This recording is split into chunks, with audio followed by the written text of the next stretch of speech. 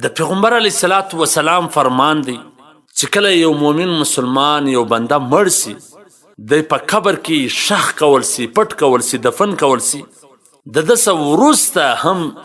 داسې اعمال دي چې د هغه اجر بدله وروان یو چاته علم نافع ور زده کول دی مړ دی هغه د دین کارونه کیدله به ثواب روان یو باوړي کښل یو برمک کښل په دې نیت باندې چې خلک په هغه اودسونه کې لمنځونه کې تږي دي اوبه بسي دی به مړ وي دله به دا صدقه جاریه وروان یا یو طرف ته نهر وکشي منده یې جوړ کړي یو طرف ته چې د هغو طرف ته اوبه ورجاره کړي دا به د ده دپاره صدقه جاریه یا یو چا یو ځای سایهداره درخته ولګوله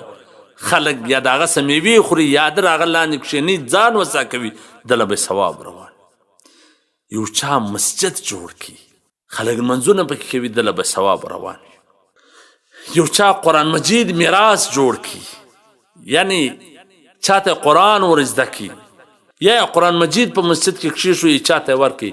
دله به ثواب روان وهم در خپل شای نیک اولاد نیکان زامن پرېښوله چې د ده څه وروسته د ده دپاره به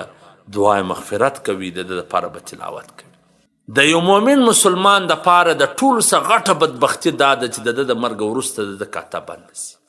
لکه پیغمبر علیه الصلاة والسلام فرمایي چې د قیامت په ورځ به یو مسلمان راپورته سي د ده به عملنامه د نیکي ډک د به یا الله دا د کومې خوا الله ورته دا ستا زوی په تا پسې دا تلاوت کړ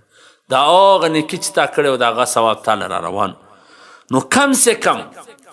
هر مسلمان دپاره پکار ده په مسجد کې څه ولګوه اگر چې سل پوی وي پیغمبر علیه السلام فرمایي چې دوی مسجد جوړ کړي لکه د یو مرغۍ ځالګۍ نو هر سړی خو د مسجد جوړېدو وس نه لري تاله به ثواب روان په یو مدرسه کې ولګوه تاله به ثواب در روان یو ځای کې اوبه نسته خلک تږي دي برمه ورته جوړه کړه باوړۍ ورته جوړه کړه تاله به ثواب در روان په خپل اولاد باندې دیني تعلیم حاصله کړه ته به په قبر کې پروت یې تاله به نیکي او ثواب در روان کم سے کم